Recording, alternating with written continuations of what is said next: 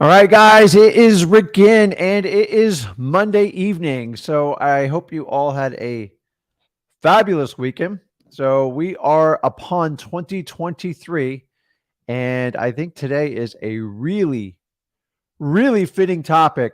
And we're talking about virtual wholesaling secrets for 2023. So since I still consider myself not so much a rookie in virtual marketing, but I haven't done it for 20 years.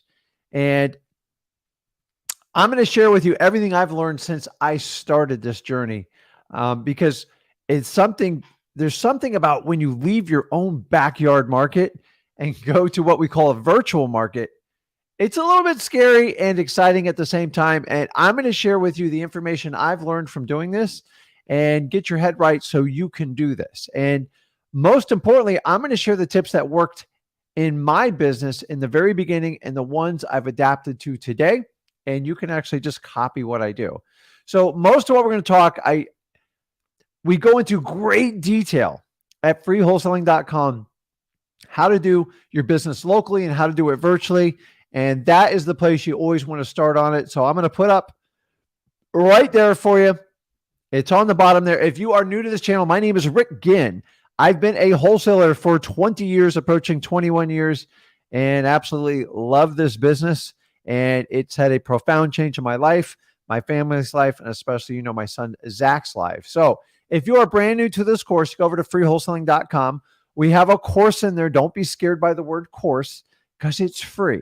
The only thing we're going to ask you up front is your email. In exchange, you get access to the most detailed wholesaling course out there, paid or free, because we have no funnels for free.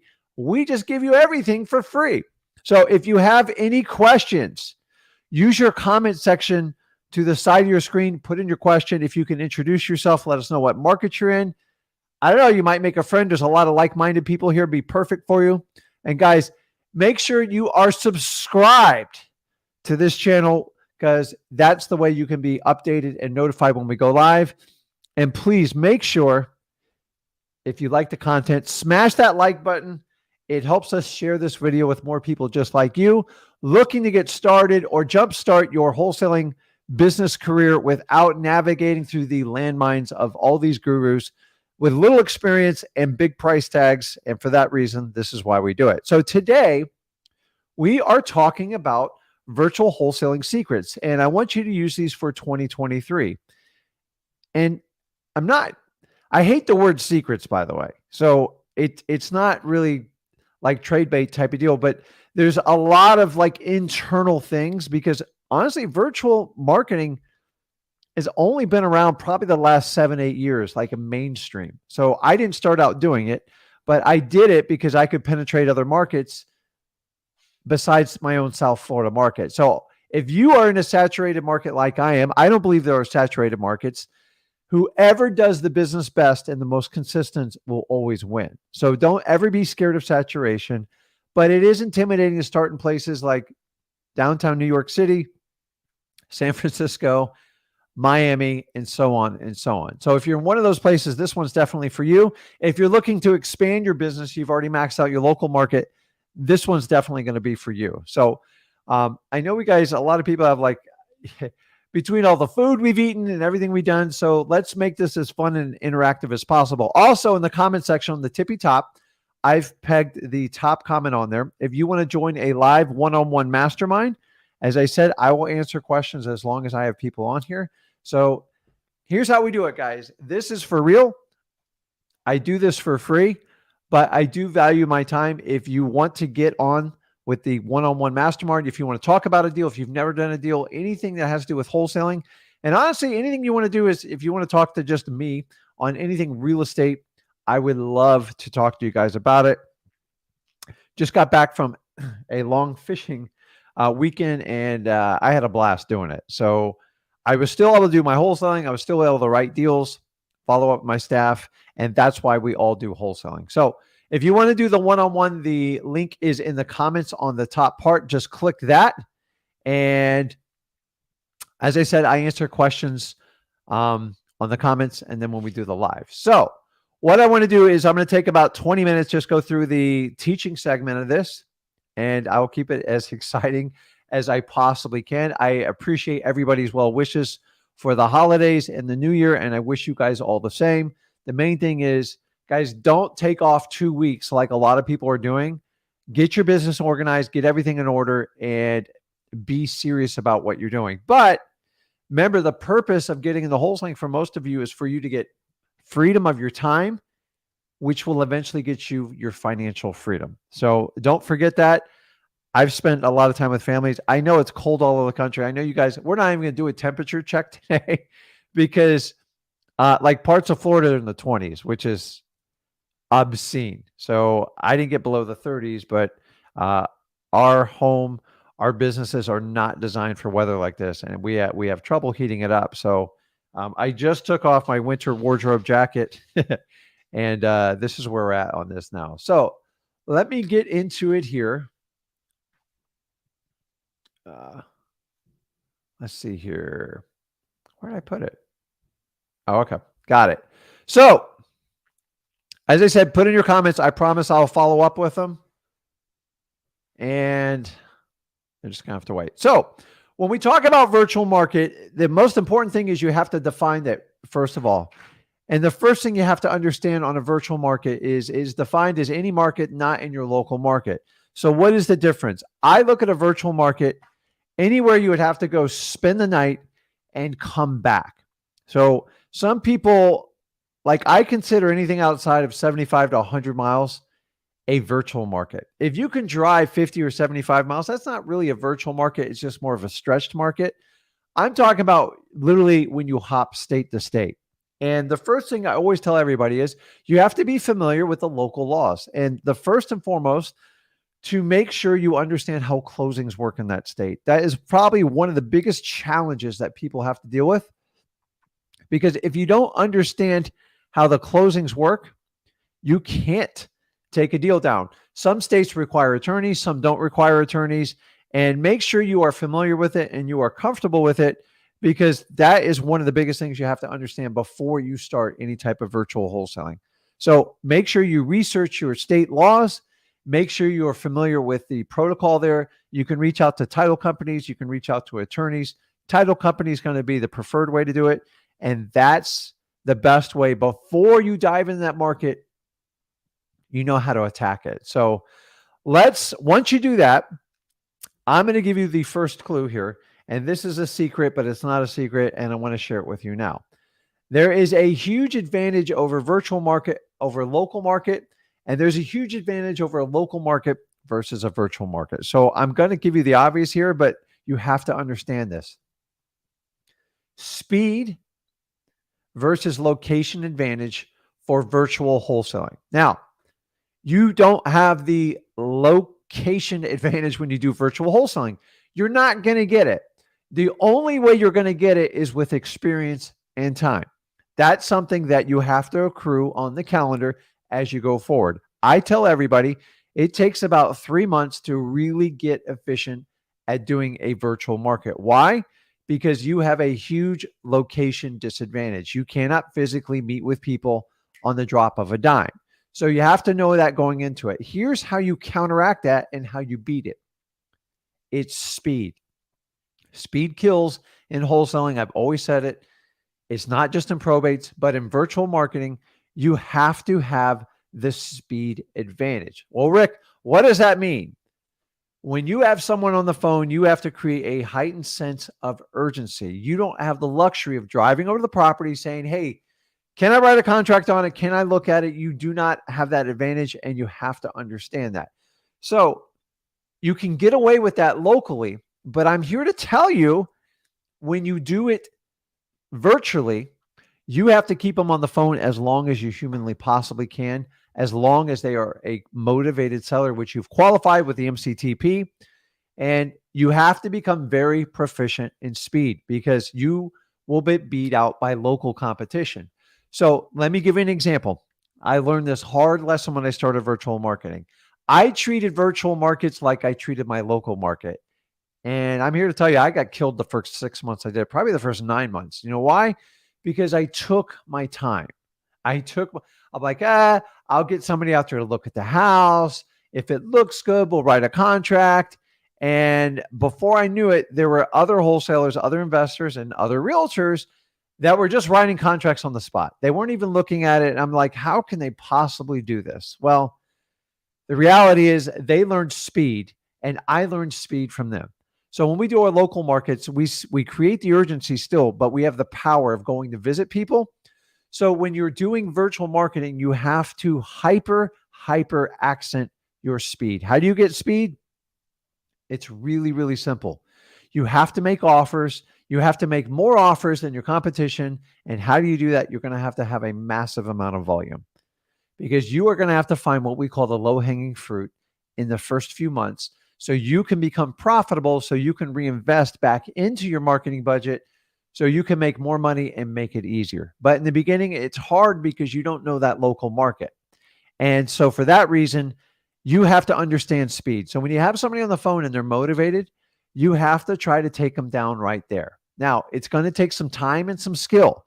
So that's why we want you to have more volume, which will create more offers. More offers going to lead to more accepted contracts. And that's going to get a skill set to really master speed. I didn't master speed when I first did it. I thought I could rely on other people. I thought by me going slow, it was going to give me the advantage. It was an extreme disadvantage. So if you're considering a virtual market or you're in a virtual market, I want you to understand speed doesn't mean you run over the seller. It doesn't mean that at all. But once they get to the point where you know they qualified, you have to start pushing sooner than later, because if you don't, you're going to be beat out by your competitors.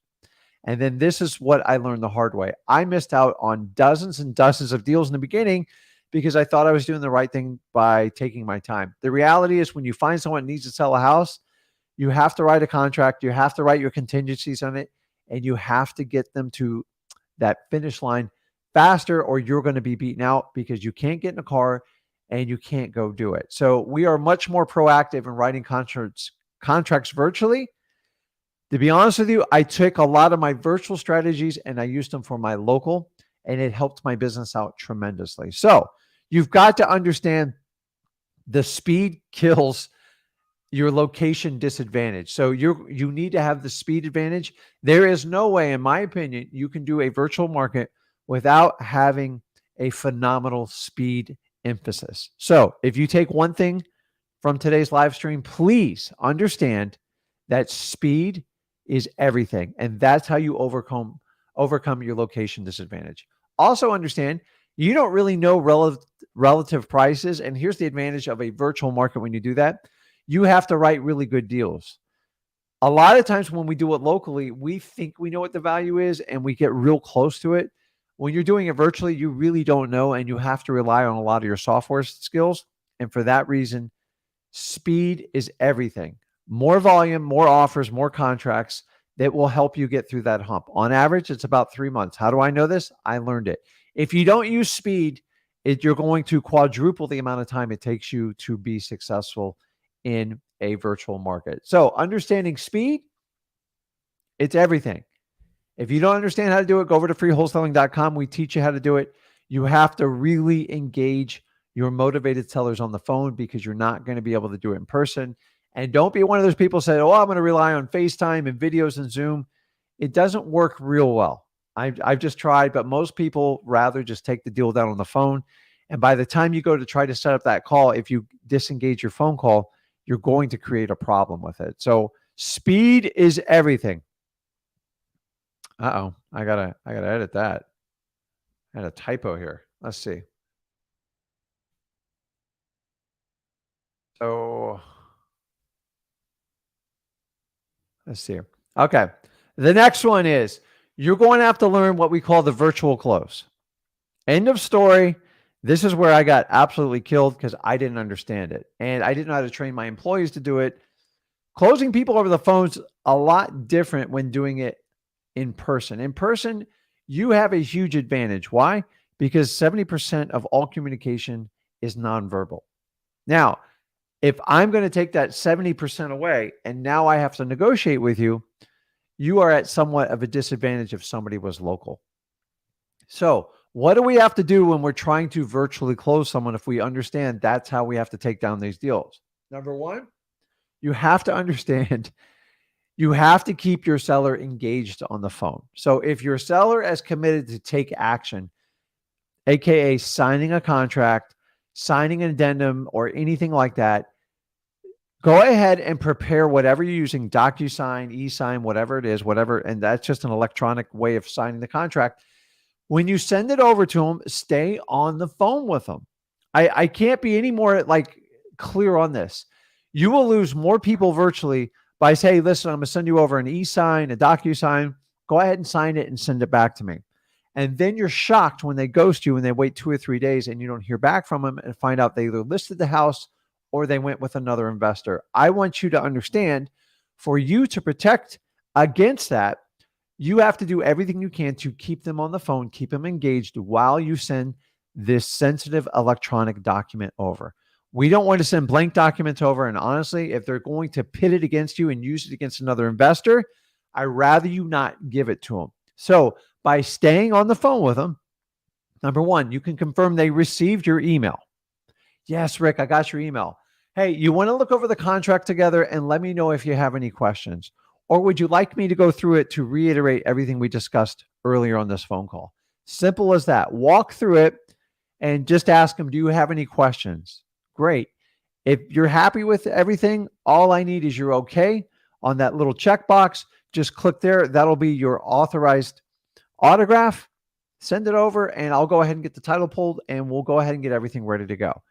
Make sure this is the point where they have any type of hesitation. You are better off just dealing with the objection right there, as opposed to them taking it to their friends, their families, their realtors, and everybody else.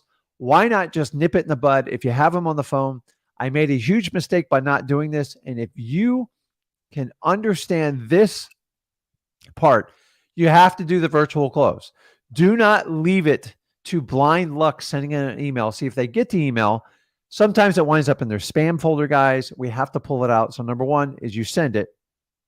And number two is you make sure they got it and you confirm it and they open the email. And then number three is that's when you reiterate and recertify everything you've gone over to them, that the contract is exactly what they said, because that's one of the biggest things people want to do is they want to make sure your contract matches up to their word, because sellers will hold you to their word much more than what you ever did in the contract.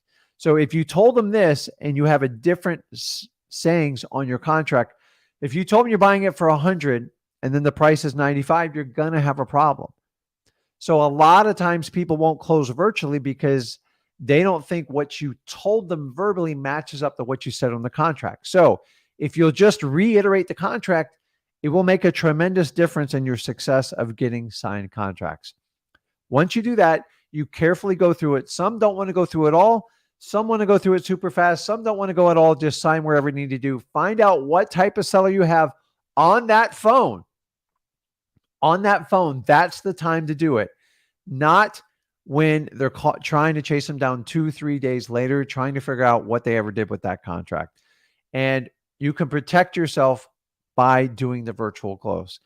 It is a little bit challenging at first. It's a little intimidating, but you are better off having them on the phone and walking them through it.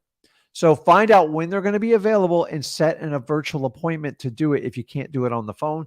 But honestly, if someone's agreeing to you and they are solid with the price, all your terms, everything, the dates, then why not just go ahead and do the e-sign, send it over, make sure they got it, and have them sign it right there. Once they sign it, you'll get instant, usually I get instant confirmation. It just depends on the type of service you use. So it's important you do the virtual close, because without it, you will get every excuse in the book.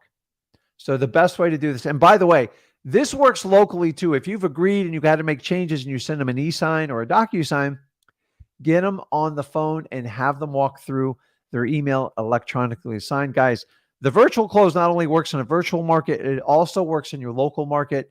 You're crazy if you don't institute this. By keeping them on the phone, it mitigates all excuses. It makes sure they have no objections. And if they have an objection, you can easily and systematically overcome it. So it's really, really important. Okay, we're moving along here. I'm reading your guys' comments as we go. Guys, ignore. That's so funny. Love spammers. Okay, so our next one is you got to follow the money. So I already teach all you guys how to do this over at freewholesaling.com, but let me reiterate the short version of it. The beauty of going to a virtual market is you get to pick the perfect market. You didn't grow up there. You didn't live there. You don't have relatives there. You are picking the market purely based on the money. Why? Because why go to what you think is a super saturated market or a market that really has a small population? So number one, understand, follow the money. The rule of following the money is you have to have a healthy population to be able to buy your deals. Any market under 50,000 is questionable. I would stay away from it because you're not going to have a ton of leads and you're going to have few and far between cash buyers. That's rule number one. That's part of following the money. The second part of it is you got to find your cash buyers in that area. We have to have a healthy amount of cash buyers to make a virtual market work. Now, you can get all this data. You can go online. You can get it. You can get it at ZachData, listrei.com, whichever you want to do. But honestly, you can actually just go to Facebook's group, scrape cash buyers, and you can find out where the cash buyers are based on the amount of posts. It's really not hard. And honestly, I teach you how to reverse engineer anybody's cash buyers list so you can have the absolute maximum amount of success. Why do the hard work when other wholesalers are going to brag? They're going to let their ego get the best of them. And then from there, they are going to give you a free roadmap on how to do it. Guys, follow the money. It makes a tremendous. So the other part of following the money is you want to find the top wholesalers in that area. And this piggybacks on the previous conversation I said before. If there's wholesalers putting out posts on Facebook, Craigslist, Instagram, I'm having massive success here. How do you find out? Get on their cash buyers list. It's crazy, guys. I find most of my virtual markets exactly how I'm telling you this. I look for other people's success. I verify it. How do I verify it? I can go in public records and see what they sold for. I can pull up the zip codes and I can instantly identify a pattern. Once I find a pattern, I go and test it. And once I know it works, then I jump all over it. Guys, follow the money. So the first thing you do is make sure you have the right population. Follow the cash buyers. And honestly, the key to finding the cash buyers is you can go in public record and find them. You can use any of the data services that we provide. And then the other one is you can simply just find wholesalers bragging, using their ego over their business to tell you exactly where to go. Just get signed up on their wholesale list, because at freewholesaling.com, we teach you how to vet your cash buyers list. Most wholesalers don't vet anything. It's just a mass produced thing. And it's easy to, heck, you don't even hide on their list. You're just, a lot of times we're just right out there blatant about it. They don't care because they don't look at it. And if you do that, you can easily follow the money. The last final tip on following the money is go find the real estate agent cash buyers. They're really easy to find. They're going to be in MLS. You'll find them online. Find out who has the most cash transactions and follow the money. If you find a realtor did 15 transactions in a particular zip code, area, or city, then they're probably going to have the pulse on most wholesalers in that area. And for that reason, you follow the money. You can really build a list and make it work really well with that. So following the money, this works in any business. Wholesaling is no different. If you're going to go virtual, most of us pick our local market because we live in that area. We're comfortable. We understand it. We understand the pricing. We know the people. When you go to virtual, the only way to truly make a best virtual market is use the secret tactics we use, is follow the money. Money doesn't lie to you. You've got it. Like, the data will tell you exactly where to go. And then part of it is your confidence level and what you want to do that. And we're going to talk about that here in the next one. So let me pull that one up.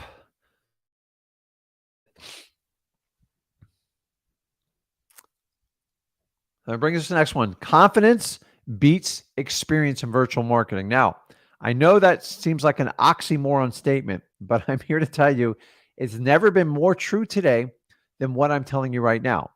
the person who delivers the most confidence over the phone, because remember, confidence has to be heard for virtual marketing. It can't be seen.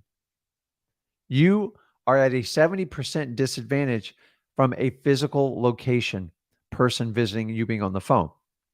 So let me stress this enough. It is utterly important that your seller is highly confident you can help them out. And if they sniff the slightest bit of I'm not sure, I don't know, I've never heard that before, you're going to have challenges. Now, I don't want you to be scared because a lot of you are brand new doing the virtual market, and that's okay. I was in your shoes too. I'm here to tell you, your confidence in is how you deliver your scripts, how you convert your scripts to conversations. You have to, confidence is going to beat a raw skills wholesaler, hands down. Why? Because the only person you have to win over is your motivated sellers. That's it. And I learned in wholesaling in the beginning, my art was in finding motivated sellers. I had no idea how to do this business. And I knew if I could find motivated sellers, I could probably piecemeal the rest of it together. It took me some time, but I got it all together. Guys, this is not like your classic schooling. You don't go to school for 4, 6, 7, 8 years and try to put it all together. It's actually the opposite. You go to work, and you go to work and you make money while you learn the experience. See, schooling teaches us to wait till the very end, then apply theory to real world, which is most shocking to most people. And then you have to make money doing it. So I'm never going to limit you guys with a salary. That's probably why you're here at wholesaling. But I will tell you, if you think I'm crazy, I could teach someone to be the most confident person on the phone versus a person 20 years experience with me. Who's ever more confident between me and that person is going to win that conversation. They're going to win that motivated seller. Why? Because everyone that's doing that virtual market doesn't really know the local market. They don't know the local settings. They don't know local pricing. So the one factor that you can beat anyone else on is confidence. Now, here's the catch with confidence. If you've never done a deal before, it's okay because you don't have to wait to get your first couple of deals to get confidence. Ready for this? Here's the big secret. I almost need a drum roll for this one. I'm going to knock stuff over to do a drum roll. You have to practice. You have to practice what you preach. The more you practice, the more you rehearse, the better off you're going to get. Remember, guys, when you're doing virtual, your basic tool set is your phone. Everything else data collects you with it. When you connect with a person, even if you convert them from SMS, at some point you have to connect with them the phone. The phone is your weapon. So whoever is most confident, clear, and delivers a clear tone is going to win. My 20 years experience is not going to beat a lot of you guys in virtual market. I know it. I know it. I've been through it. Actually, I was probably one of the worst virtual marketers when I started it. Why? Because I tried to apply my local knowledge to virtual and it didn't work. So if you have to understand this, if you deliver a clear confidence to your motivated sellers, you will do wonders. Don't worry. You can figure the rest of it as you go along. Go over to freewholesaling.com. I'm going to show you how to do the whole thing. But guys, the confidence is everything. So if you have a script, practice. Have somebody in your family throw you curveballs, left balls. Go on the live today. Let's do a live. I'll help you out because I'd rather you practice with me and your peers than practice on people that you've worked your butt off on your driving for dollars, your government list, your probates, whatever you get. You're better off doing it now and practicing. The worst thing you can do is go and you get a motivated seller and they really want to sell your property and you go, I don't know, man. I've never heard of that before. If you like, they're like, well, what do you mean? What do you mean you never heard of that before? Remember, you don't have to know everything in wholesaling. You just have to win your sellers over. How do you do it? You do it with confidence. And the last one, I'm going to wrap it up here and then we'll jump into questions in the lives. So if you want to jump on a live for the one-on-one, it's absolutely free. There is a comment on the top under Rick Ginn. Just to make sure you click that and you get in line there. So that helps out a lot. So it really comes down to who wants it more. Whoever wants it more will win. So I know that's kind of a cliche, but it's the truth. And let me break this down and even make it simpler. Whenever you do wholesaling, I don't care if you do it virtually or local, it's going to come down to whoever takes the most action is probably going to have the most success. The person who comes up with an excuse will always have an excuse. If you take action over excuse, you will get a lot done. The minute you come up and start stacking on the excuses, you're just copping out. That's all you're doing. I'm sorry. It's the truth. I can tell it to you because I don't take money from you guys. The reality is he or she that takes the most action and buries their excuses will typically do the best in virtual marketing. That holds true for all types of wholesaling, but especially for virtual, because in the beginning, you feel like you're uncomfortable. And so you've got to really want it. How do I know you want it? You take a massive amount of action and you get rid of excuses, and you can have a problem, but you have to find the solution for it. An excuse is just a wall someone puts up to justify why they don't want to do it anymore. You can do this all day long, guys. I've heard so many excuses. You can't give me one I haven't heard. Guys, you got to understand, I used to make excuses. I used to be the number one excuse producer. And I'm telling you, if you're going to make excuses, they are just going to kill you. And I guarantee it's over with. So the best way, if you start coming up with excuses, go, I'm going to replace excuses with action. And you know what? Whoever really wants it more, that's all it takes in virtual wholesaling. How do I know it? I didn't do well when I first started, but I knew I wanted to keep doing it. I wanted to keep going. And for that reason, guys, if you will replace excuses with massive amounts of action, I'm telling you, you can fix any of your problems in wholesaling. Excuses I can't fix. I have no fix for you, because an excuse is something you build inside your head. You build a wall, and it means you're not going to get it done, and you're trying to justify it. And for that reason, I can't help out with excuses. So do me a favor. If you start to make excuses, just catch yourself. We all do it. It's actually human nature. And 95% of the population is just full of excuses. We as wholesalers, our whole business model is created on fixing problems. Most of the people we deal with just bury us in their excuses. Our job is to find a way to help them out, get their house sold, make a profit, and make a win-win for the cash buyer, the wholesaler, and the motivated seller. That's all we do. If you bury yourself in excuses, you can't get it done. So he or she who wants it more, who will win it. How do they do that? It's the persons that actions dominate their excuses. And the minute they're throwing out excuses, they're finding a way to just bury them. An excuse doesn't solve anything. It just, think about it. I don't want to cold call today. I don't feel like doing it. There's no way to overcome it. I can't make a cold call. So if you telling me excuse, but it's not, don't worry about telling me. It's the excuses we tell ourselves. That's the problem. It's like a permission slip we write. So you're ever in like school and you had to get a permission slip to go to the bathroom? That's all you're doing with your excuses. So the key with excuses is recognizing when they come up. And if you have a chronic pattern of making an excuse, identify it, address it, and correct it and replace it. The best way to fix excuses, in my opinion, is just replace them with action. End of story. It is that simple. So let's see here. Let me jump into the questions. That's it for the learning part. So if you guys want to jump on the one-on-one, I see plenty of pies piling in there. And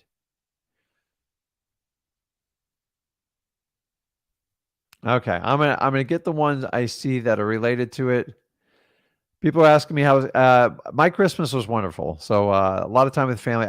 This cold thing, though, we ain't used to it in Florida, man. Like, we are not geared for this. So I don't know how you guys live. Like, if you're at like a sub-zero temperature, I don't even know how. God bless you, man. Because I hit 40 degrees and I thought it was over. But that's just me. Hey, but you guys have to deal with the oppressive heat in the summer and the hurricane. So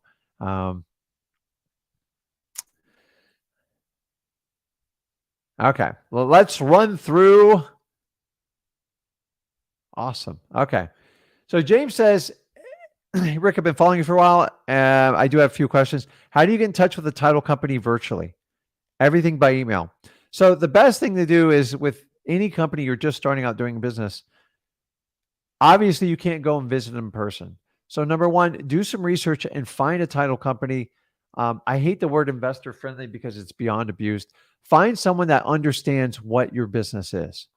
And a lot of times, some title companies don't even understand what the word wholesaling means anymore. It's getting just stretched. Like these novations that are coming out, that is not wholesaling. It has nothing to do with wholesaling. And people are just trying to give you a gimmick. They're trying to make things work and telling you wholesaling doesn't work. So you have to clearly define. So number one, find a title company. The easiest way to do it is, in my opinion, go on social media, join groups of investors, and find the title companies they use in their area. Find ones that target for wholesaling, particularly with assignments. And then the best thing to do is really just make a phone call. Once you have their information, just call them, go, hey, listen, I found your company online. It seems like you work with a lot of investors. The key word is I used investor over wholesaler. Why? Because a lot of people have a preconceived notion of wholesaling. A lot of people think wholesalers throw novations. By the way, most title companies aren't really crazy about novations. They don't like power of attorneys. They don't like recording affidavits. But you need to find out. Most title companies are geared towards retail realtors, and you need to avoid those at all costs. So, number one, a phone call because you can't visit in person. And then you can follow up with some emails. And I want to find someone that understands my business and wants my business and wants to do it. If they're fighting you on assignments or why are you doing this and that, that is not the title company for you, and you need to heed the warning. It is critically important that you dial in your virtual company before you do your first virtual deal. That is not the time after you have the contract to go figure out the title company, because remember, they're probably going to do things completely different you do in your local market, and you need to understand what the protocol is. What information do I need to get? Do I need to get information to pay off their loan? Do we need to involve an attorney? Do you guys provide an attorney? How does this work? What are your closing fees? So great question, James. So find them online. You can join Facebook groups of investors and just do a keyword search for title companies, and then just get a list of them, 5, 10, whatever it is, and just rip through it and see who you connect with, and make sure they understand your business and avoid using the word wholesaler. That's a good one. Okay.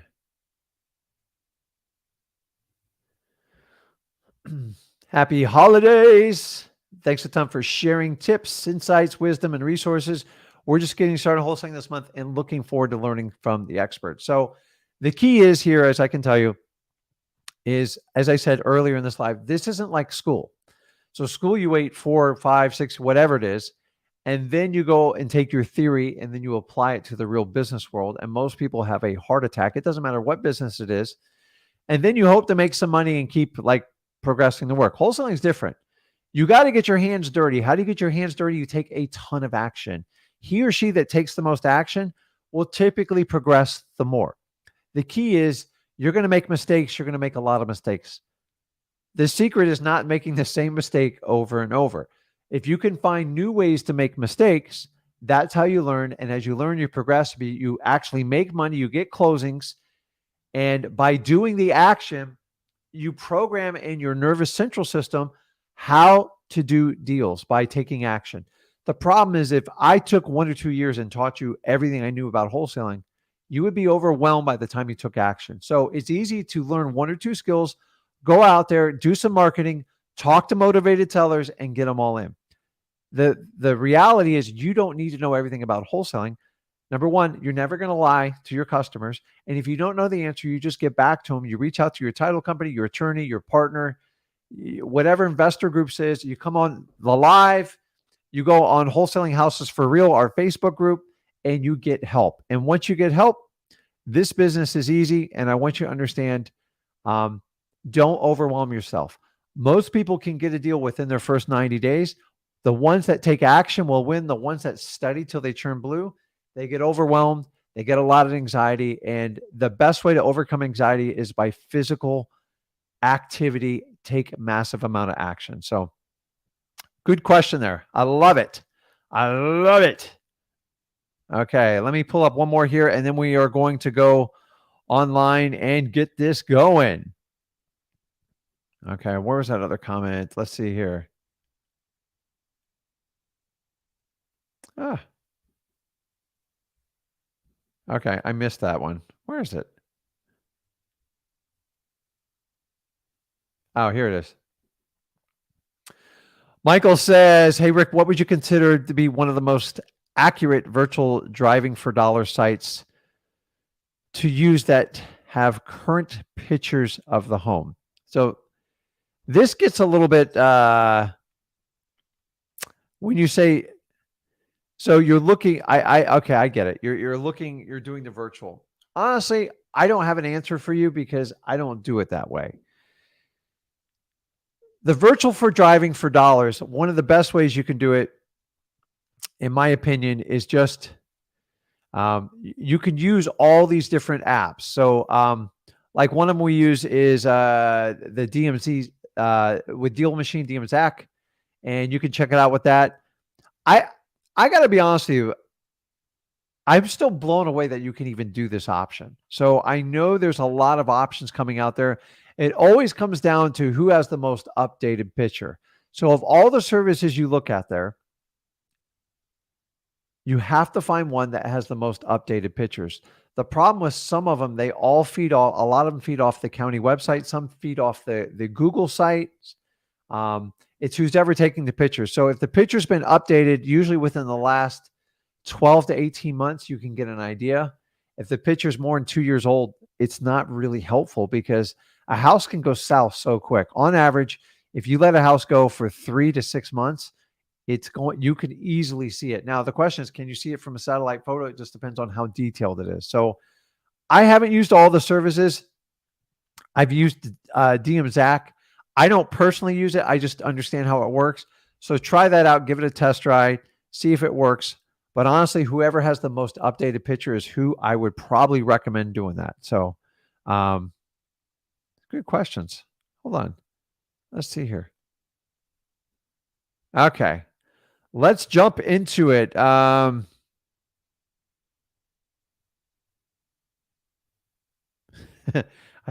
love the comments. So let's take everybody in order here. And guys, if you want to do a live one-on-one, go ahead and click the comment in the top by Rick and moi, and you can click on there and you'll get in line. So I'm going to do one more comment here. What's up, Sydney? Says, how does a beginner approach a lender? You don't. Wholesaling, you don't need a lender. It's actually the opposite. Remember, you're putting properties about contracts and you are selling your contract. So you're not the one getting the loan. It's going to be the end user, which ultimately is your cash buyer. So we eliminate the getting the loan thing. That is not our issue. It's not what we do. And that is not what wholesaling is about. So if you want to learn more, Sydney, just go over to freewholesaling.com. We walk you through the exact whole thing. So awesome. Let's see here. Look at Kalen, dude. He's been on here quite a while. He got his first probate call him back this morning. So that's awesome. So I love probates. It's basically the act of when someone passes away. They go through a court order because a deceased person can't sign over a deed, and any of their assets, including their home, which is their biggest asset usually, bank accounts, checking accounts, stocks, bonds, RVs, boats, have to go through a probate process. And so from that point, I love them because they are absolute gold for motivation, and they're slow. They're not like crazy. Honestly, you could probably work 2 full-time jobs and easily do probates. And I didn't discover them until later. So I love it. So that's awesome, man. Let's see. Okay, let's jump over to lives and let's get this party started. Copley, you there? Hey, how's it going, man? I got it here. Let me make an adjustment because there you are. There we go. Turn this up. What's going on, man? You getting ready for the new year? Yes, sir, indeed. The holiday's been really good. All right, so while we're on the topic of probates and mailers, thanks to Kalan, I sent out like 50 2 months ago. Now, I know 2 months ago I've been inconsistent with it. I just kind of tested it out and played around with it, and 50 is a low number. I only got one response back, and that was from a guy who wanted me to take him off the mailing list, as he called it. Is that response rate like normal for probate? So I just got to keep hammering him out, or did I just mess up? So here's the biggest secret for probates. And dude, I pretty much an expert on this, and you guys can take it for what it's worth. You guys know I don't even sell a probate course anymore. There's an old one out there with me. Um, but I sold the rights to it, whatever. It ends shortly, thank God. But it's actually a really good course. But I committed to doing this whole thing for free. So I'll just share with you the biggest secret that I've learned in probates. It's most people quit probates within 90 days. Most do it within 30 to 45 days. Why? Because exactly what you just said. They're like, hey, I'm in 50. I got like 1 or 2 calls and they were like dead leads, right? So what's that tell you? It's slow. Oh, yeah. It's very slow, but the profit is 2 to 3 times what your average wholesale deal is going to be. Now, the good news is it's relatively inexpensive if you can figure out how to get the leads efficiently and consistent. So number 1, it's slow. Number 2, there's not a lot of volume. You can't I can't go out and create probates. And number 3, it's terribly inefficient because if you want to say, well, I'm going to do all 5 counties in my surrounding area, every county does it differently. They're going to drive you nuts. And you have to understand that going into it. So if you understand that, then the key to all probates is pure consistency. So the huge advantage of probates is there's 2 major things. They're relatively inexpensive. They don't take a lot of time because people call you back at their convenience. And number 2, there's not a huge amount of volume. And the third thing is when you get a deal, they're massively profit. Why? Because they're vacant, they're run down, and they're perfect for wholesalers. The spreads are huge. Yeah. Yeah. So here's how I go. If I could get you 1 or 2 extra deals with little to no work per year, just doing probates, would you do it? And every answer should be yes, because it's that simple. And I have months I don't get phone calls. And I do multiple counties, just so you know. So I've done between 3 and 5 counties. I've cut it back to 3 because I have enough data to understand which ones work and which ones are a pain in my butt. So the main thing with probates is if you know everybody quits within the first 3 months, you have to survive the first 3 months. That's the main secret. It's not sexy, it's slow, and that's why you don't see a lot of information on it. But if you got 2 deals and you made 35 grand, you made twice, that's 70K. Oh my God. Think about that. And keep in mind, you guys with full-time jobs, I had a full-time job and I wish somebody showed me how to do probates when I started it because I did wholesaling while I had a full-time job. I didn't have a choice. I had a mortgage. I had 2 young kids. I was in over my head. I was using wholesaling to get out of my misery, so to speak, in my corporate job. So what you say is the most common answer that I get on it. Hey, Rick, I did it. It didn't work. I'm like, you're not even scraping the surface. The main thing is just be super consistent. And that's the hardest part. Once you dial in a county, you know how to get the lead flow and you can move them fast. The faster you move them, the better the response you're going to get. But you have to do what your schedule is. If you can only do it once a week or twice a month, then understanding you're going to have a little bit less of results. I used to do them twice a week. Now, I'd only get 15 or 20 per pull, but speed kills in probate because you beat the realtors and the other investors. And then understand when you get them on the phone, you have to really use your ears. And you never attack price on the first phone call. Honestly, most probates, if you can survive the first 30 seconds, they'll qualify themselves for you. Yeah. They're super simple. So, and remember, when they're calling you, it's other than calling you to take you off your list, which really isn't a lead, and that's fine, is I always assume someone's calling me for a reason other than taking it off the list. And most people are going to kind of tell you, hey, I got a piece of crap house. I don't know how to deal with it. Come help me out. I'm an idiot. I don't know how. They're not going to say that. They're going to test you first. See, number 1, if you're an idiot, see if you're a pain in their butt, and see if you're a real human being. And that's it. So answer your phone when they call, and that's simple, and keep doing it. I've gone 3 months without even getting a phone call doing multiple counties. Ouch. But I consistently do it. I had one deal I made $110,000 off. I'm never going to stop doing it. I've learned my lesson. Yeah, the issue. You got to understand that. So if it's not killing you and taxing you too much, the thing is so some people want to do like probates nationally. I know one person does it. It's a lot of work. It's It's a hard ton of work. I can't imagine. because the logistics is a nightmare. So I always like try to pick my local markets. If you're doing a virtual market and you have access to it, do it. And then just get one and get really consistent. And maybe you get your first deal. If you want to add another county, you can do it. But like there's only so many balls you can juggle by yourself if you don't have anybody else helping you. And that's where I drove myself nuts. That's why, guys, I do this professionally. Like I only do 3 counties because I know which works. I had 2 counties. It was just killing my it was terrible. It was so bad. I go, Yeah. we don't need this. I can't put in like 40, 50 hour manpowers just for like, 75 leads a month. Oh It's yeah, too no, much work. way too much. So, you got to figure out. So the biggest thing you got to do is just consistency. So what you said, like, that's very common. Yeah, Like, I'd been cold calling them for like a little bit, and I decided, hey, I'm just gonna try out some mailers. And I had a good system too. Here, the worst part is I had a local market near me, and then I had 2 counties in a virtual market. And first, the local market, they took off the date search feature, so they made it case search and then like one other option, like it was attorneys only, and so they removed my date search. I couldn't do that anymore, so I called them and I asked what's up, and apparently the person who was supposed to be there like was never there, so I have to call them again and see what's up. And then the other virtual one I was doing that had 2 counties that I really really like doing this, like it gave me like 2 to 3 hours of content every day. yeah. 2 to 3 weeks ago, I noticed that their site went down for maintenance. The next day, date search was also removed, and apparently it's because they got like a DDoS attack and they had some network overload, and it's still not back. So I've been like probate dry for like 3 or 4 weeks, and it's just I have that itch. But I actually I'm gonna switch topics. I started to pull the tax delinquency for a couple markets. I know it's like a weird time, but I just need something in my pipeline, and it's an Excel issue.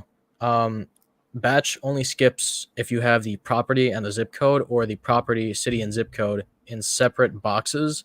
The list I pulled, it has like 60K people on it, and it's like 40K even after filtering down. It has the address listed all in one box, so I can't skip trace it with batch, and I don't know what to do about that. Have you reached out the batch? I haven't. I should probably try that, but I don't know if there would be like a fix for that per se. Well, I'm not a data expert, and trust me, I've had huge challenges with this. Yeah, I've gone through everything from like converting PDFs to get into a CSV file. I tried that the other day. I gave up. What's that? I tried that the other day and I gave up. Oh, it's like there's just. But I will tell you, I've learned I don't go out and get all the softwares and do this stuff. There's people we have a global economy. So when it comes to anything computer, I guarantee someone's so much better than you and so much more efficient to you. And the days where I'm like, okay, let's go buy that $3,000 piece of software that converts. We've used OCR, PDF converters. Honestly, I have somebody on standby that I've learned over the years. And what I did is I gave them a specific job. I go, hey, can you convert this so we can use this data so we can upload to our company to get skip traced? And then they'll tell me exactly what you need me to do. You have to tell them verbatim and spell it out. The only way you can get the exact way to do it is you're going to have to call batch and go, hey, here's my issue. How can I fix this file to make it acceptable to, do our one-click button to convert this for skip tracing? If you do it the other way, you're going to spend a lot of money and energy. If you do exactly what I told you, if you want to know where to find these people, Fiverr is a good starting spot, Upwork and stuff like that, and be very detailed, specific what you want. And just say, here's the deal. And if they can't do it, tell them you can't do it, and make sure you get a price up front. I like Fiverr in a way because they're like one-off deals. Upwork is more for long-term employment. So Fiverr, you can find someone that'll do it. And honestly, within 10, 20 bucks, there's nothing on a spreadsheet that can't be done by someone so much better than you and me. True. And I literally spent 2 weeks trying to like problem solve this with my staff. We wasted thousands and thousands of dollars and like 50 hours over time. And for 20 bucks, somebody solved it in like a half a day. My gosh, yeah. So I'm just telling you like that. Like, remember I tell you, you don't need to know everything in wholesaling. You can't be a jack of all trades. Find out specifically what the missing problem is, what batch needs, identify it with your Excel spreadsheet, whatever it is, PDF, and then clarify exactly and write down exactly what you need to do and go hire someone to do it. And I'm telling you, within $20, you will get it done every time. I've done some of the most complicated pivot tables I've ever seen in my life. I had no idea what I was doing. I just told them exactly what I wanted and it works. And the really cool part is when they give you that Excel spreadsheet, if you want to take it a step further, the first time I have them just convert it. The second time I'll tell them, make me a template, make me a macro that will do this automatically when we do that. Now you might spend $100, but you only got to do it once. And then you or somebody you work with can convert it. I honestly, I rather pay someone 10 or $20 just to get it out of my hair. So like I don't do tax delinquencies every month. So understanding if you only have to do it once, $20, it's going to save you 15, 20 hours of frustration. You're probably going to do it wrong. So I was stubborn and like I just pushed and pushed. Don't do it, man. Like $20, it's well worth it. And a lot of times they'll do it for $10. They're looking to get your business and get it done. Yeah. So there's a lot of like Excel's an amazing tool, but there's people that like they go to college, they get their master's degrees like in everything you can do in Excel. I don't want to go and do that. So I'm just telling you, start with batch and look at your doc and talk to them. And a lot of times you can set up an appointment with batch. You can send them your sheet and say, listen, how can I convert this to upload in your system? Why are they going to do it? Number one, they want more business from you. That's how they get paid. Number two, this is why we use companies like that, because to be honest with you, there's customer service. You're not dealing with like somebody in the Philippines. You actually deal with like a real live person, and it works really well. So I'm telling you, that's what I would do. Okay. And go ahead. So I know you guys like I think Zach was talking about filtering down the tax delinquencies the other day, and I mean I got rid of the companies, I got rid of the LLCs, I got rid of investment, blah blah, all that, and like the ownership names, and I'm filtering by like highest amount owed, and this one county still has 40K people on it. What's the population of the county? Let me check. It is 584,000. That's a big county. I did not know. It's a big county. So I'm just telling you that's proportionate. Okay. So mine, I do one of my counties here. It's like 110,000, and mine's around 25,000 after like filtering. Like now, I'm a little bit better at filtering it down.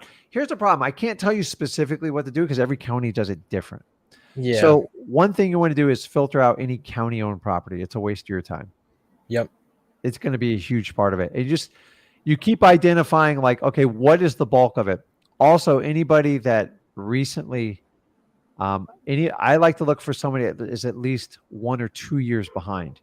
So just like you can filter out your list for mailings and for your cold calling and SMS, you can do the same thing with tax delinquency. The key is it's got to be a CSV or an XLS file. And then once you have the columns established, here's what I did. The problem with Excel, guys, you're going to have the same thing I did. You do a lot of if this is true, this has to go there. Once you start making it complicated, you have to write down the rules, just pay someone. And here's the really cool part. They'll set up the sheet for you. And in the future, they can create a macro. So a macro is like an automation in Excel, like the rules. And once you establish them, you only got to do that sheet once. I pay $25 to get my tax delinquency. Now, this is only for one county, and I still use it. I swear to God, it's like 10 years old, and we still use it. And every now and then they make changes, and we got to fix it, and I'll hire the expert, and they'll fix it. But once you go, hey, listen, if they're eliminate the ones that are county-owned, that are less than a year old, but like there's all sorts of conditions that go in it. Like I filter out anything above $700,000 just because it doesn't, we never get a deal on them. Like we haven't got one in like forever in this particular county. Yeah. So just keep dialing it down. Maybe you find it more aged. Maybe you can, a lot of times they'll break down the square footage. You can break down that and just keep dwindling it down, and you'll have to identify trends. And that's the first one's a little painful. And then after that, you learn each year. You're like, okay, you have to learn data, guys. And then you got to understand the way you want it. You can't make 45,000 calls. It's ridiculous to mail to 45,000 people. I want to find the people with the greatest amount of urgency. And then you just ask yourself the right question. So do the initial scrubbing. Okay, you're down to 45,000. You probably want to knock it down and get it to half that. How can I get to half of that? What is flooding this list the most? Find someone to help you do it. I'm telling you, it will change you, because if you can look at the right data, your job's to find the most motivated people and connect with them. 45,000 is a lot of people. So it's like, Yeah. could be a good thing, could be a bad thing. I don't know. So And what's the you just- lowest dollar amount you guys have for like delinquent taxes owed? the lowest dollar amount? Yeah. I don't well, anything below like $500, don't even look at, because Okay. it'll be solved automatically. That's Now, that's what I have mine that's at. going to be proportionate to the market you're doing. I also eliminate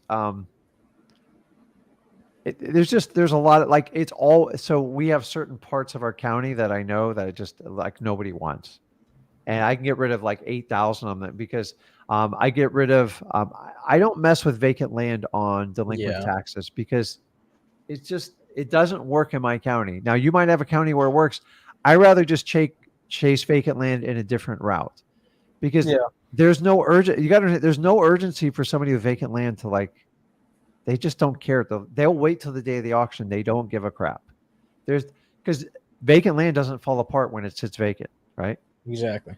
So keep finding things that filter it down. I will tell you, the county-owned ones was probably the biggest separator in our list. It's really bad, because the county ones, they compile and they keep compiling, and the minute they pop on that, and you guys are asking, well, Rick, wouldn't you want the one with the county-owned? No, because that means nobody wanted it at auction and it went to the county. And then the county's usually looking to condemn the property or do like an eminent domain or something. And so many people go, oh my God, nobody bid. I'm going to do that. There's a reason people don't bid on those properties. In Florida, we have like really what we call micro lots. They're like 1/8 of an acre. And in today's building standards, you can't even build on them. Yeah. And they're in the hood too. So it's like what, there's no buyers for it. I've tried it out. You can buy them at tax auctions for like $500. Well, then you're stuck paying the taxes and nobody wants to buy it. So look at your list and just keep asking quality questions, and you'll keep narrowing it down, and it'll give you the best odds. And you want to get it to a manageable list. Maybe you get it down to 30,000. Maybe 30,000 is not a bad number among, 500,000 people though. And then you can filter it down by the base of either the property value. You can do the square footage. Square footage and property values sometimes coincide. So if you got like a 6,000 square foot property, is that really going to be an ideal wholesale deal? I have no idea. So like my county gives you the tax assessed value on it, which helps us out a lot. Ugh, I don't get that. So they're never going to give you a estimated value. So you got to find a separator. So square footage, maybe year built, maybe the number of bedrooms, stuff like that. Pick the data and just keep working on it. And it's a working document. I took 2 years to fix mine. But honestly, the first time I just threw out the net, I go, let's see what sticks. And we attacked it with direct mail, cold calling, some door-to-door stuff. But we don't really do that anymore in tax delinquents. But I like tax delinquents. You're not going to pull them. You don't have to pull them like every month. That's the really cool thing about It's like it. once or twice But a year. I could tell you guys, tax delinquents, man, some strange, like, I find like they're very, the procrastination is horrid. And I don't like direct mail with tax delinquent, because they just throw it away. They don't even acknowledge it, because they don't care. And that's the reality of it. So you kind of look at it. Anything that's like anything you can cross-reference that, like, that's bank owned too, but banks tend to pay the taxes off because they know they're a superior position to their mortgage. So just take those tips and just keep working on it and dwindle. Like, you don't have to get it down to 5,000 people. It's okay. Yeah. And how much just slowly chop away at it. Yeah, you got the entire year to do it, but find the highest urgency and create that list. And whenever you're doing like a pivot table, if you don't understand how to do it, just pay someone to do it. It's because if you have the wrong data, you're wasting your time. So some people will try to save $20 and they'll spend thousands of hours on their own. If they just paid the $20, they would have cut out all the crap. And then that'll cause you to burn out in the business. And for that reason, that's a very smart move with your money. So guys, we're going into a strange economy. So if you guys haven't figured out by now, you have to understand how to spend your money smartly. Number one, you guys are crazy to be hiring these high-priced gurus to learn wholesaling. They don't know any more than me and Zach, I promise you. And I've yet to met anyone who has the experience level that me and Zach have put together. It's honestly, like, And he has, like, he shows you a young man can easily do this. A young lady can do this. It has nothing to do with age. He started at 16, 17. It doesn't matter. So just keep dwindling down your list, and you'll get I it to a got manageable you. number. But you got a big population, so don't try Oh to yeah. get it down to nothing. Like, it ain't gonna Okay. work. And then you can just pulse that list.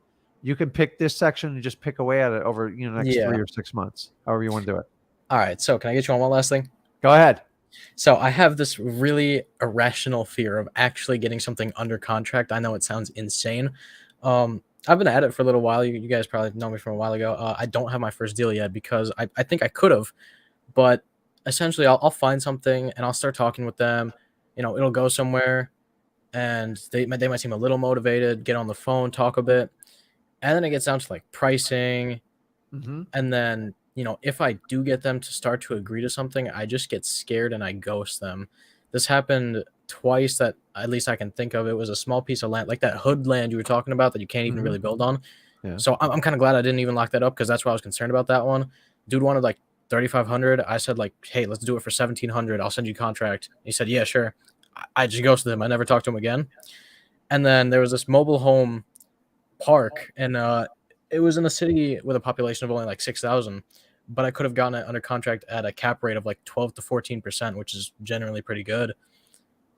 But I was too scared to do it because I felt the population was too low, so I didn't even try, and I once again ghosted the guy.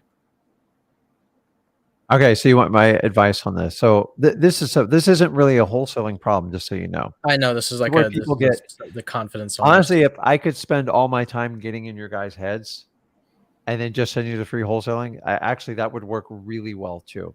So let me give you a couple like tips. So number one, you're not alone. Like, okay, good. I like that. I felt like it was a unique problem. So a lot of times you have to associate with like outside of like real estate. What's like one of your biggest fears? Like, what bothers you? Like, you don't have to go crazy with it, but I give an example. Like, I hate the dentist. I had just a horrid experience as a child. What's that? Me too, man. Absolutely. It's just painful. Like, it's just like they don't listen to me. It's like it hurt, and I walk out of there and I can't eat for 3 months. Yeah. And so I recently had to get like some dental work. I don't always trust what everybody tells me. Number one, it's expensive too, and it hurts, and it's like it's a pain in the ass. So a lot of dentists to me are like very fearful. So I had to get some work done, and I was just like, most of it was from my childhood. So I have learned the easiest way to overcome your biggest fear is to just smack it. Like, I had to sit in that chair, and I'm just like, I don't know about you, like sometimes I sit in the chair, I start sweating before they even touch me. And I had to learn just let my mind go and trust it, because number one, if I don't get the work done, I'm going to be in worse pain. And number two, I just need to learn to communicate with the dentist better. And number three, what's the worst that's going to happen to me? Like, there's so much worse that can happen in life. I don't like needles. I don't like people digging and drilling. I don't think anybody likes that. So you can either avoid the dentist and let your teeth rot out, or you can just deal with it with your irrational like fear and get it over with. Now, the dentist has to deal with needles, pains, and a ton of money going out of my pocket. You talk about wholesaling, your biggest fear is putting under contract. Number one, do the opposite of what you're scared of. It doesn't mean go out and write crappy contracts either. Like, that's not it. Yeah. But whenever you have a contract that's on the bubble, like you were telling it, just build in your contingency so you have room to exit the plane if it doesn't work. You have a parachute to get the heck out of there if it's bad. Remember, if it's marginal and there's motivation, write the contract, give yourself a 30-day plus inspection, and just give it a shot. If anything, you're going to learn and you're going to overcome the issues that are stopping you from doing it. Ready for this? I have written contracts. I swear to you, in the beginning, I had deals come across my desk 50 cents on the dollar. I had the exact same fear you did. And I missed out on 2 monster deals in my first year because I was scared. And honestly, because I knew it was a deal, I just didn't know how to take it down. I didn't know if I could actually do it. Here's the key. I don't know if you can actually do it. The only person that knows is you. So you have to write a contract. If it's tight, build the contingencies in so you have room to work with. Don't write a tight contract for a 7-day inspection. You're doomed from the beginning. It's going to suck. If you look at a house and the house is motivated You know what I mean by that? When I say the house is motivated, the house is a piece of crap. It's in terrible shape. Yeah. But the seller's like, on and on, and they want like 130, and you go, listen, I can't pay more than 100. Like the numbers just aren't there. She says, well, if you do 120, and like say you wind up at like 110, and go, listen, I'm not crazy about 110. I don't think that's the right number because of this, this, and this, the roof, the AC. But I tell you what, if you say that's all good, here's what I'll do. I'll write the contract for 110, but I need 30 days to inspect it. And we're going to come in and look at everything. You already know the roof's bad. You know the AC doesn't work. That one I can easily go in and take them down to get a price reduction. I will only do that on motivated properties. Yeah. If someone gives me a really good deal, I'm not going to cut them at the kneecaps unless some pertinent information comes up out of the blue. So understanding that, you just have to write a contract. What's the worst that happens? You get out of it, right? That's true. So just if you write one with a 30-day inspection period, you have a calendar, make sure you follow your protocol. The people that get in trouble are ignore the 30 days. So if you use our contract, say you left $100 deposit and you had a 30-day inspection, what's the worst case scenario if you fell asleep at the wheel? Oh, well, you lose $100. $100. You ever lost $100 on something? Plenty of times. Okay.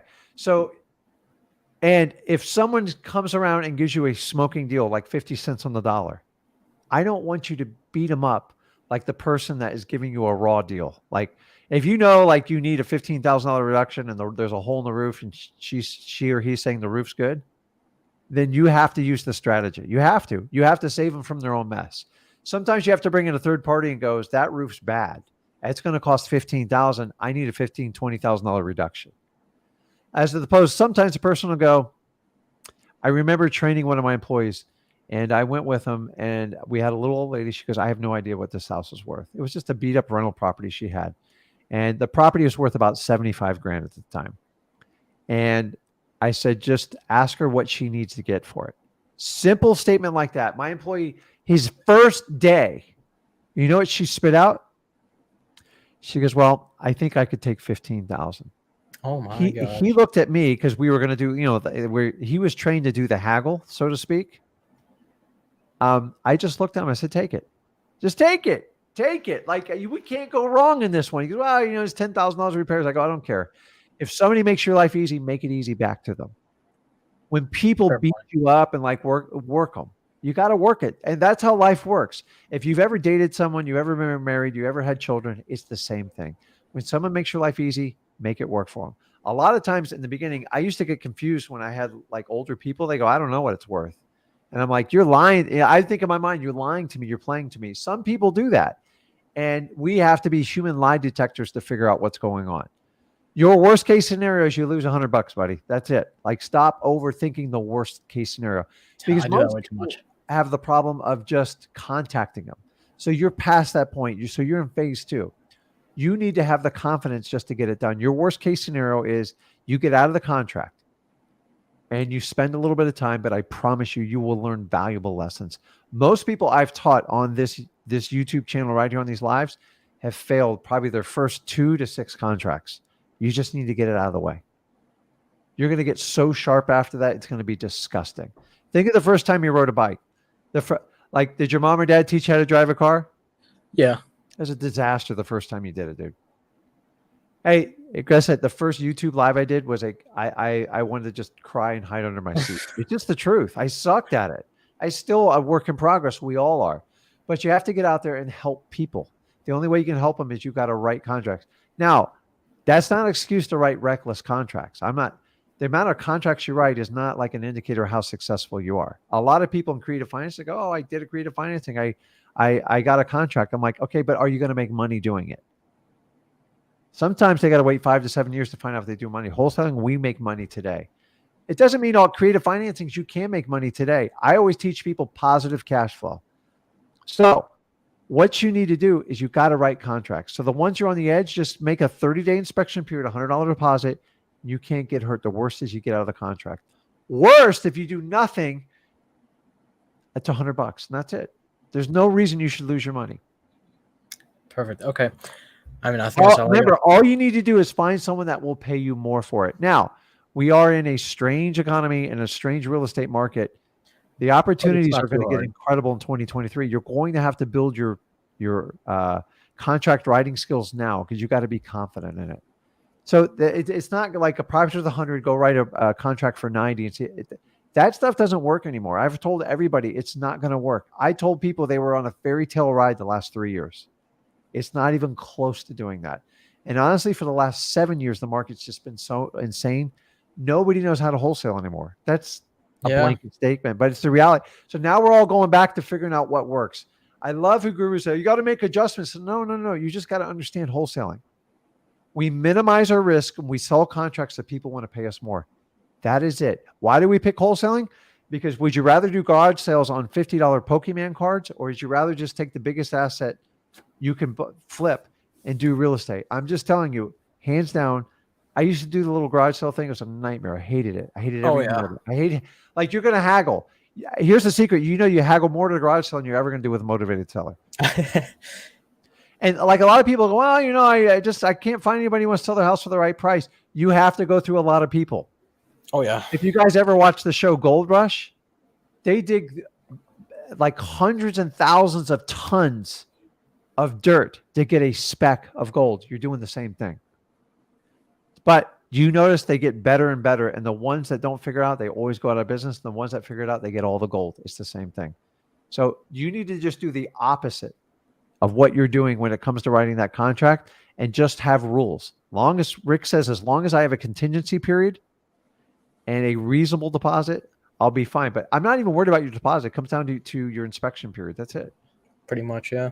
And then if the deal's not right, and like they're not, like, I don't want you writing crappy contracts either. Don't waste your time. You're in a market you need. And once you whoever can figure it out in the beginning of 2023 and by this summer is going to destroy it for the next 4 to 5 years. I'm telling you right now, because everyone's trying to figure out where the market is. The more you guys get involved, the more action you take, the better you're going to be. You're going to have to spend some time with cash buyers so you can get the right price. And then you're going to have to spend time getting the right ARV. 10 minutes max. It's not 10 hours. 10 hours is what realtors do. We do 10 minutes because we only deal with motivated sellers. If you're not motivated, I'm not going to spend all my time doing all that other crap. Exactly. Okay.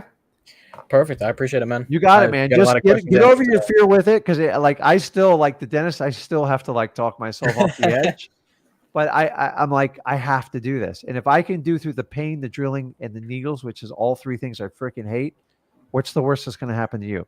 Dude, I run away from my problems. I reschedule my dentist appointments. Dude, you and me both. That's why my wife makes them like that. I'm like, oh my God, I got to go. I think the first week of January, and it's just a pain in the butt. So you have to confront. This is a part of life that the people that confront their issues, they're going to do the best. You're just focusing on what's going to be the worst. Think about this. What could go right though?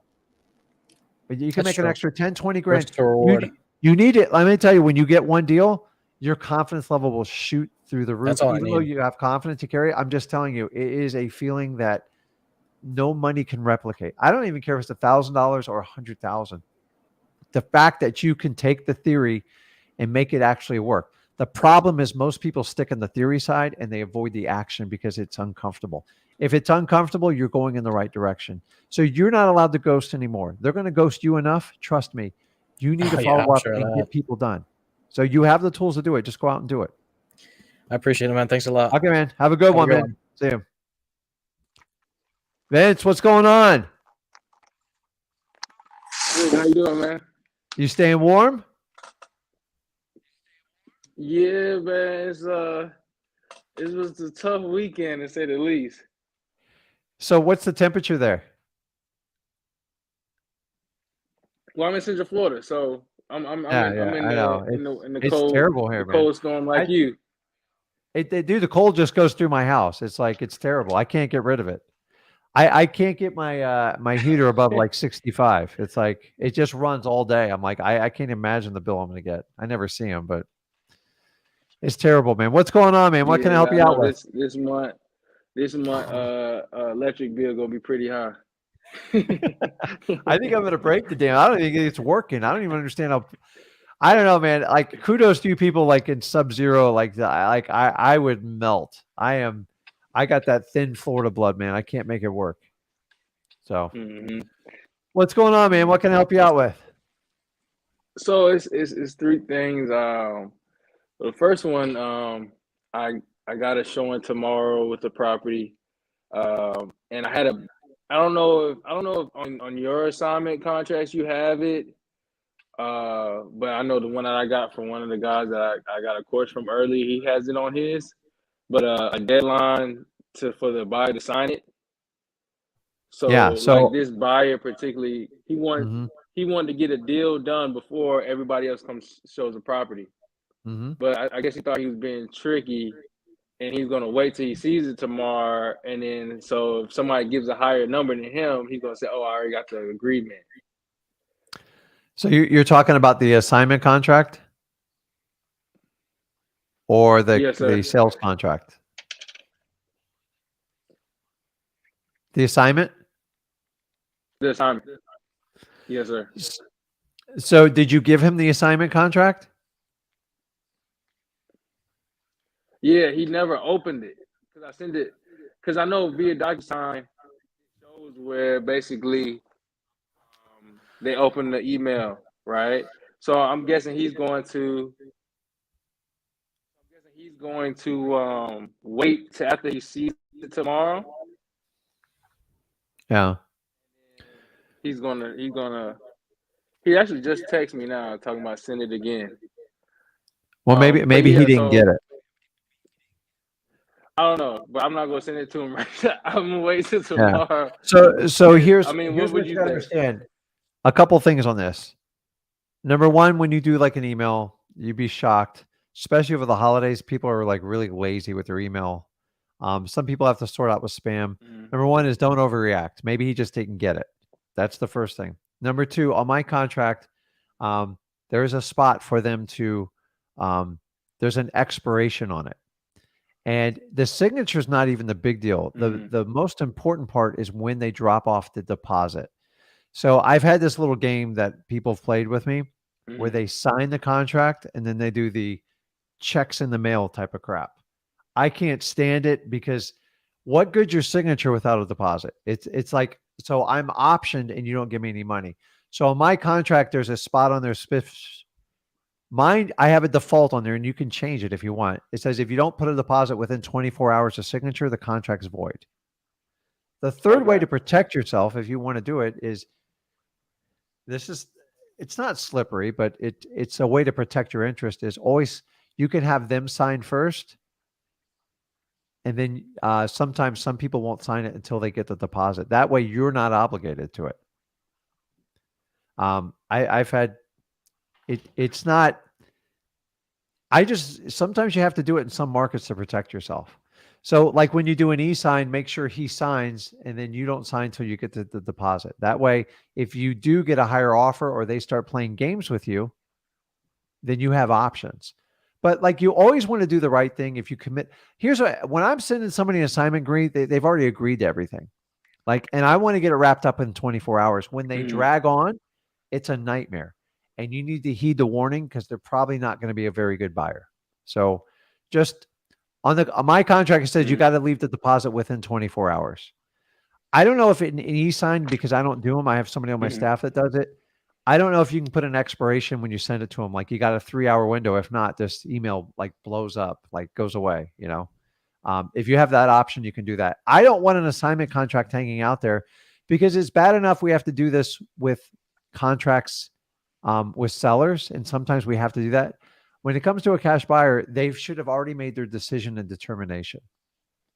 So here's what they do. If he wants to go by and look at it, I never want to obligate myself till they look at it anyways, because if they want to renegotiate or do anything, I don't want them to option me on it. I'll let them sign one and then let them look at it. But I tell them you got 24 hours. Like I don't want it dragging on forever. So make sure you're very clear on it. It's Okay. bad enough with sellers. Do never let Okay. a cash buyer string you out. It's going to be a disaster. Just go, hey, and just say, listen, I got 3 other people looking at the property. I gave you first shot, but if you're not going to sign it, let me know. But if he's going to look at it tomorrow, I'd probably just wait anyways. Mhm. But by doing that little trick where they have them Okay. sign first and commit, but like be a man of your word. If you committed to the property, the price, and he signed to it, I don't like playing the game. This guy offered me 5 or 10 grand more because In this market, you really can't Well, be doing that. my thing was I sent it on Friday or Thursday. I sent it on Thursday, and he just texted me about some information on the property today. So it's just like, that's all I was trying Yeah. to say. Like, So the rule is don't let them drag you out. I'm just telling you, it's bad enough for sellers. You do it with cash buyers. Once they do it once to you, it's just a disaster. And you got to let them know. Always let them know there's other people looking at the property. You got to give them the FOMO feeling. Well, he's Like gonna see it tomorrow. I mean, he's gonna see Okay. tomorrow. There's gonna be other people at the property. Yeah. So just listen. Whoever takes action first. And when, the minute someone goes, "Hey, dude, I thought we were good. I thought we were tight." I'm like, I sent you the agreement. You never signed it, and you still haven't taken any action. So I don't do bidding wars. I'm just like, but like in this market, whoever wants to like move first, I'm going to make it. You make my life easy, I make your life easy. You make my life difficult, I'm not going to bend over backwards for you. And I always kept that rule with cash buyers because you weed out the pain in the butt people.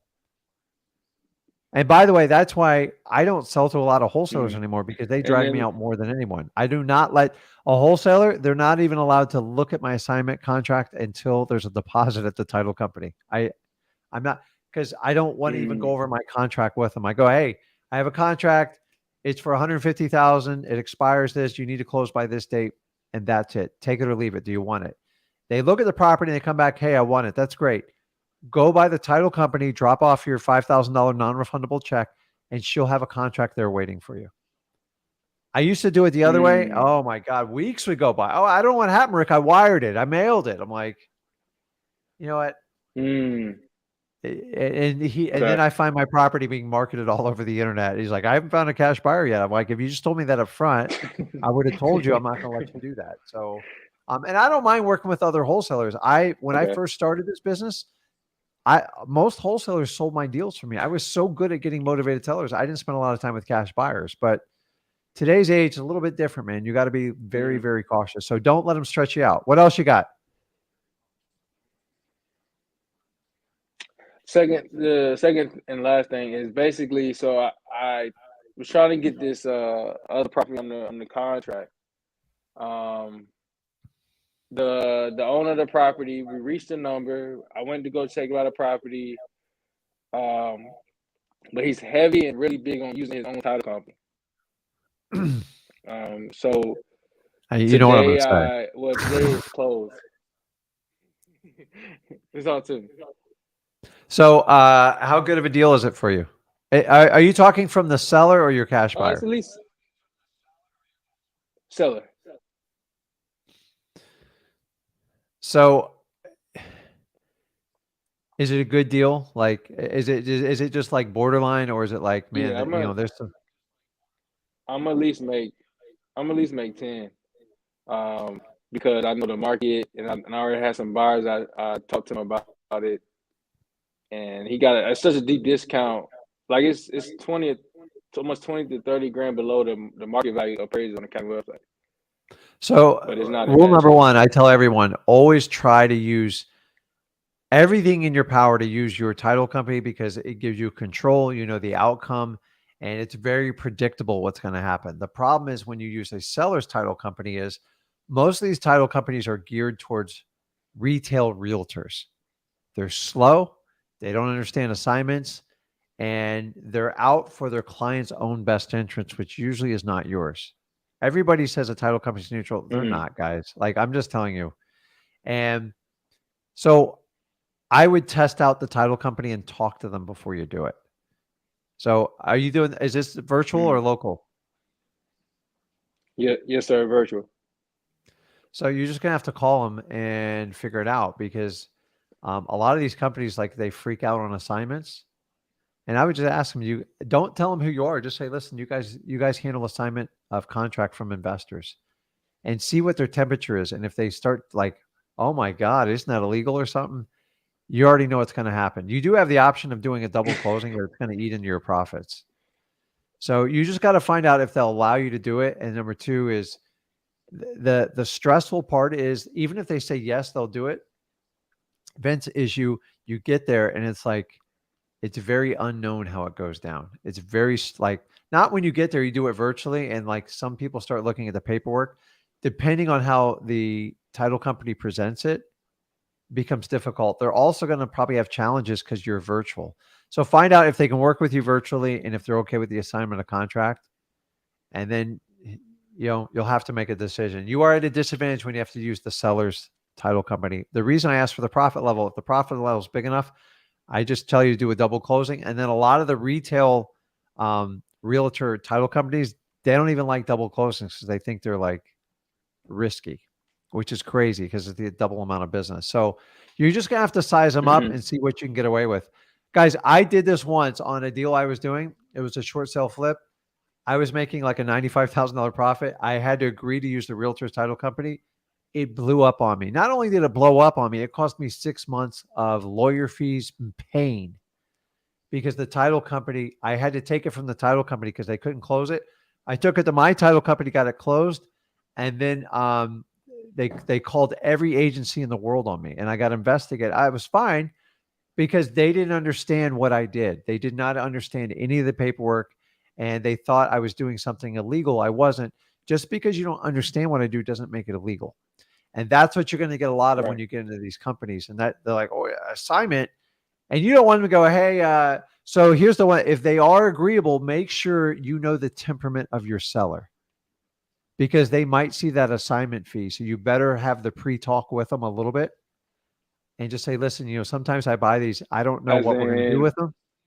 And you got to prepare it in there. You got to plant that seed because if that title company goes, hey, just to let you know, Vince making a $10,000 profit on you, they're basically trying to say, watch out, Vince is ripping you off. And that's not the reality of it, but that's how it gets portrayed because you're not doing the presentation there because it's not your title company. So did you get all that? You have to check the temperament of your seller and you're going to have to vet out that title company, see if they'll do assignment and see if they'll work with you virtually. If you can get all three of those things, then go for it, but be prepared. Okay. I hate using other people's title company. It's always a fight. Yeah, it's always a fight. This guy, man, he's a retired police officer, and to say the least, he's like really stubborn. And so I'm trying to tell him like, hey, we're gonna take care of everything.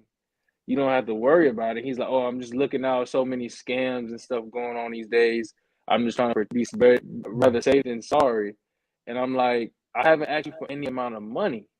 All I want to do is get this deal closed within the next 14 to 30 days and get your money. I don't want any money from you. He's like, oh, I don't mind paying the $300 for that closing company to do the paperwork. I'm like, well, even if we do use your company, you don't have. We're gonna talk to them. Like, you don't have to worry about it. He's like, well, I don't mind. I want to pay that. I'm saying, like, I'm trying to get him.